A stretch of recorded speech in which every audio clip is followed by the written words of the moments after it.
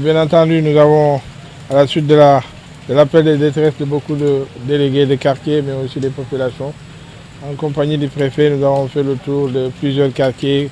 Nous sommes allés à Boudodi, nous sommes allés aussi au niveau de Belfort, mais aussi au niveau de Soukou-Papaye.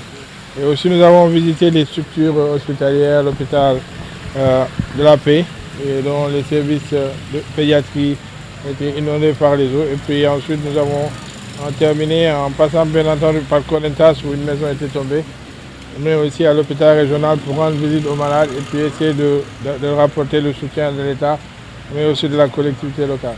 Donc nous avons fait une tournée qui nous a vraiment permis de voir l'ensemble des difficultés qui se posent, qui sont de plusieurs ordres. Bon, c'est vrai qu'il y a d'abord l'habitat, les matériaux de construction, mais il y a aussi les incidents problèmes de l'assainissement de la ville. C'est vrai que nous avons un réseau d'assainissement qui est pratiquement inexistant. Le plan directeur d'assainissement est conçu depuis 2011. Il est dans sa première phase d'exécution qui concerne les eaux usées. Maintenant, il faudrait qu'avec le soutien de l'État, que nous puissions aller à construire des canalisations beaucoup plus importantes pour le volet fluvial. Le plaidoyer a été porté et je suis sûr que le directeur général de l'ONAS nous a bien entendu, le ministre chargé de l'assainissement nous a bien entendu.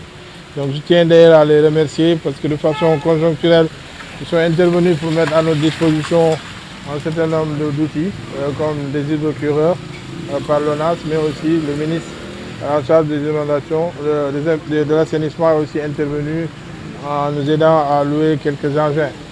Même si de ce volet aussi nous tenons à remercier l'entreprise CSE qui nous a beaucoup soutenus, mais aussi remercier et féliciter les sapeurs-pompiers pour la diligence avec laquelle ils sont en train d'opérer sur le périmètre communal pour aider les populations qui sont sous les eaux. L'autre problème qui se pose, c'est que nous avons reçu beaucoup d'eau. Je pense que le cumul, quand vous le faites, nous sommes au-delà de 1500 mm, ce qui fait qu'il y a un dépassement, un excédent de près de 730 mm depuis par rapport à la saison dernière.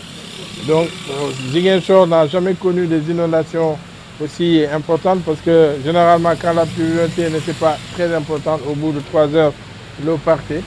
Mais les quartiers qui sont aujourd'hui impactés, ce sont des quartiers généralement qui sont construits sur des bas-fonds.